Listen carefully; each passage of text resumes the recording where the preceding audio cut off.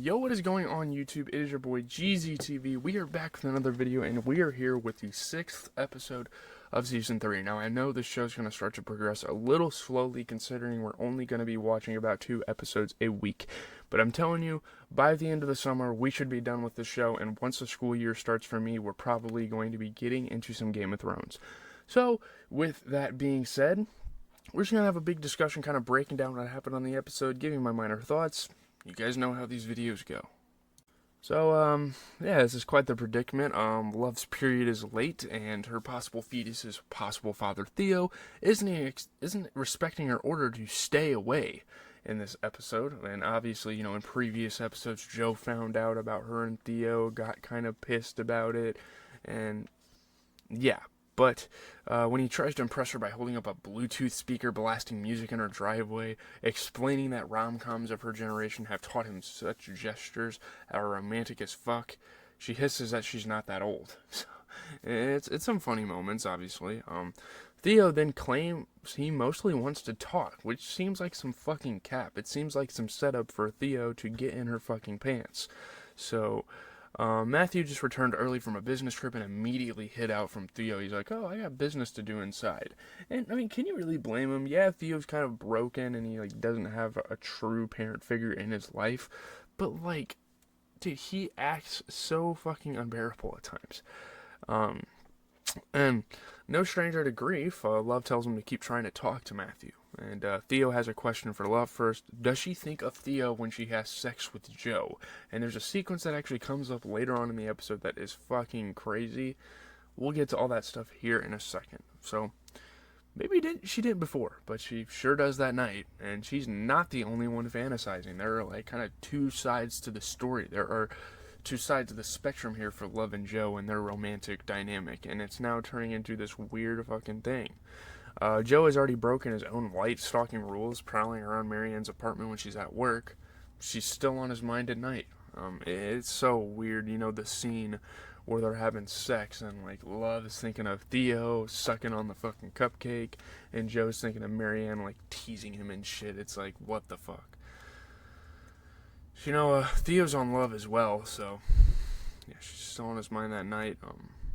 But this episode breaks format by letting us in on Love's internal monologue as well as Joe's, so we know that as Love embarks on a trip to the woman-owning motherhood and business symposium, #W.O.M.B, of fucking course, this show has to be absolutely unbearable with the way it fucking names everything.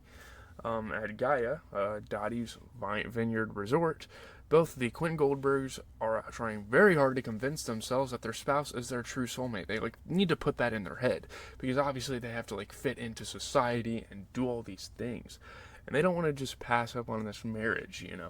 They obviously don't want this person as much as they thought they did, but still they need to keep appearances. So at Gaia, Love walks straight into Sherry, tapping Dottie for a social post about the event. This is an unholy alliance we should keep an eye on. This is going to get kind of crazy. Sherry and Dottie pairing up. Kind of a pairing that I didn't expect them to go for, but they're doing it here, and that's going to be crazy for the rest of the show, for the rest of the season especially. When Love refuses a glass of wine, Dottie immediately guesses she's pregnant, which is fucking crazy that she knew that, but I mean, a mother's a mother. She knows what she's talking about, so Love saves her most acidic responses for her phone. Since she brought home that pregnancy test from the drugstore, she's been texting 40's phone, her running commentary about her own fuck-up, her anxiety about her marriage, and their mother's neglect. So she kind of has this thing now where she goes in her phone and texts 40 all of her internal thoughts, all the thoughts she doesn't want to, tell anyone else. And it's interesting. Obviously, it's, not getting anywhere. It's kind of like her own little journal, but it's cool, I guess, that they decided to include that. So, but then she attends a reading by a working woman who claims to have discovered the secret of joy for 21st century professional mothers. Sherry swoons at the author's description of her daily gratitude practice. This gets a little awkward, but Love is a tougher audience, pressing the author for specifics on what the secret of joy actually is beyond the platitudes of her prose before storming out, calling the author a narcissist. And this is wild. I mean, Love is truly gone off the deep end. Obviously, you like really understand her character, and she's saying everything that we're thinking because these are some pretty fucking unbearable women to be around. But it's obviously the scene right here. But yeah, Dottie and Sherry follow, eager to rescue the situation with an IG Live interview. Like, Jesus Christ, let's just try to save everything with fucking social media. That sure as hell will work. Like, come on, guys. Love only reluctantly agrees, and Dottie proves Love's instincts right by announcing Love's possible pregnancy. Love ends the video and lays into Dottie. Like, you're the reason 40 and I are so fucked up, which is pretty fucking true, and you honestly have to side with her here. Present tense, I guess. Dottie shoots back that she gave Love everything and that Love will never know what that cost her. It's your fucking kid. You're supposed to do that, you fucking dumbass. I hate when parents do that. I did everything for you. Well, guess what? You were the one decided that didn't have fucking protected sex and had me. So fucking deal with it, bitch. That's what we're all fucking thinking. After Dottie is stalked off, Love gets her period. You know, it's pretty concerning. So, at least 2 bottles of wine, fucking 2 bottles of wine later, Love fills the tub in her room that night and complains some more to 40's dead phone, and there's some pretty interesting stuff. Then 40 himself is there in the fucking tub. You know, it's almost like she has this hallucination, this vision. It's kind of like with Dexter. Again, this show has so many crazy parallels to Dexter, and it's just like, you know, Dexter had his father, and now, or his foster father, and now, here we go, 40 in love. I live inside you. I'm always here. How happy are we that I'm the only thing living inside you? When Love whines that she doesn't know why she can't just be happy, 40 tells her it's simple. Joe's not her soulmate. 40 is. Fucking weird. I knew these two had something weird going on. He's the only person who can really understand what Love has been through. And she shouldn't be sorry that she survived when he didn't, because he's still pretty much around for her now. As like a conscience. So the next morning, Sherry offers another perspective on the soulmate question to a wildly hungover Love. Though Carrie and Sherry had problems in their marriage, she decided he was her person. Of course she uses that phrase, like, my goodness, and made it work. I mean, Sherry's just fucking unbearable. The way she talks about everything, it's like, goddamn. But, Love has just sent her final text to 40. I'll always love you, but I have to say goodbye for real this time, as much as it hurts. Goodbye, you. And at first I honestly thought she was texting Joe, but no, that relationship's still alive. So there's a knock at her door. She drunk dialed Theo the fucking previous night, which really lets you know that she still cares about Theo. Because, like, if you're in a drunk state and you're texting someone that you are trying to push away, it's like, yeah, you kind of want this person. Love has no memory of it, but Theo doesn't want to talk about them right now. He just found Matthew asleep in his office, surrounded by the findings of a PI he hired to investigate Natalie's death, which has meant there's been professional-grade snooping into all the Engler's neighbors. So now, Love and Joe are kind of under fire, and now they have to save their ass, because they are the ones that fucking did it. So yeah, things are going to get pretty fucking wild here. Joe's life has been pretty eventful during Love's absence, too. He sneaks into Marianne's office, finding evidence that she's in recovery. There's also a flash drive full of legal documents regarding her fractured relationship with her ex-husband, Ryan Goodwin. You remember? I mean, the local TV reporter from Missing White Woman Syndrome? It's all kind of tying together here.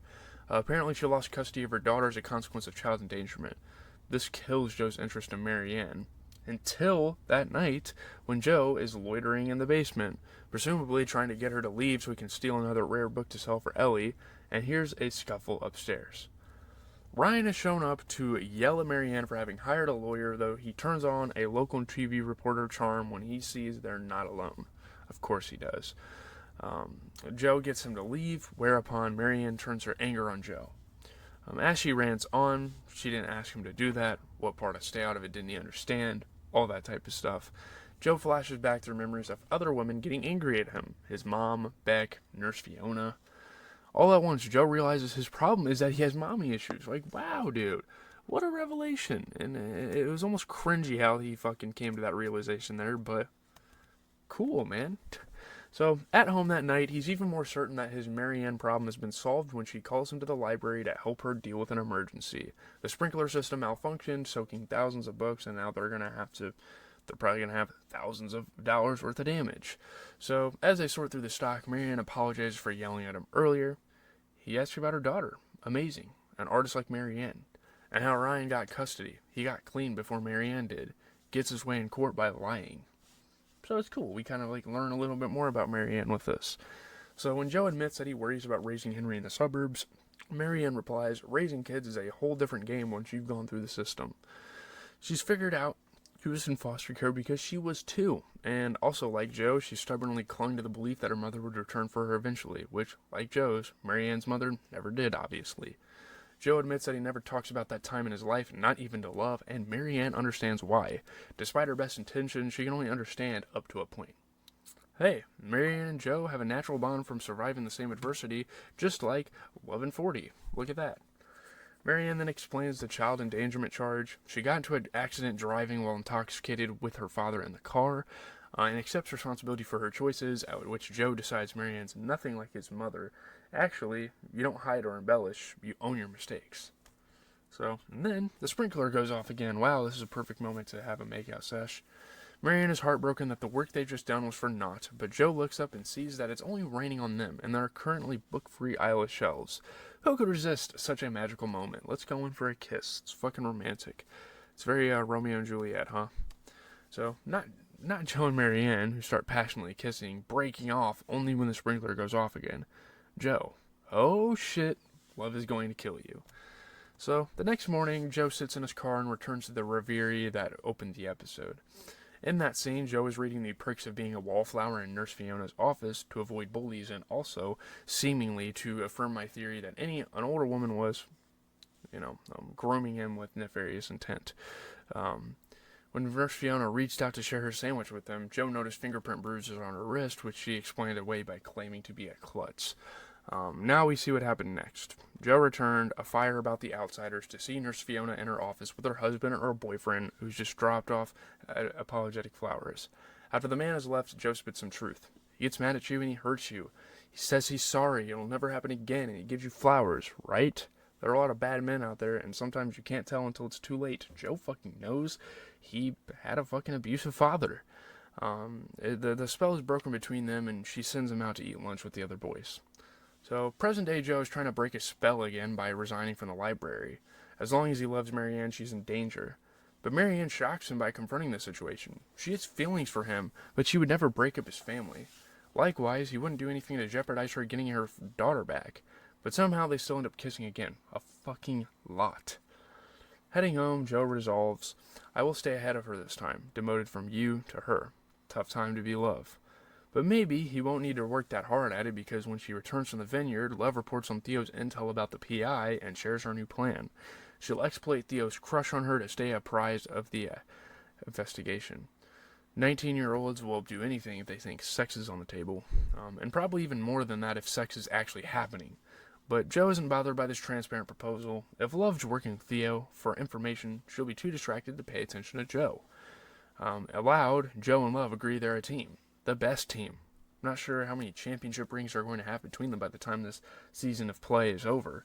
But, hey, we will have to see. That'll do it. I think I'm just going to end the video here because it's already too fucking long. Jesus Christ, I was yapping. It's a good episode. It's going to be setting up for some stuff, seeing what Love is going to do with Theo. If Joe's going to continue to pursue Marianne, which I'm sure he will. Going to be an awfully fun time. So, I'm out, guys.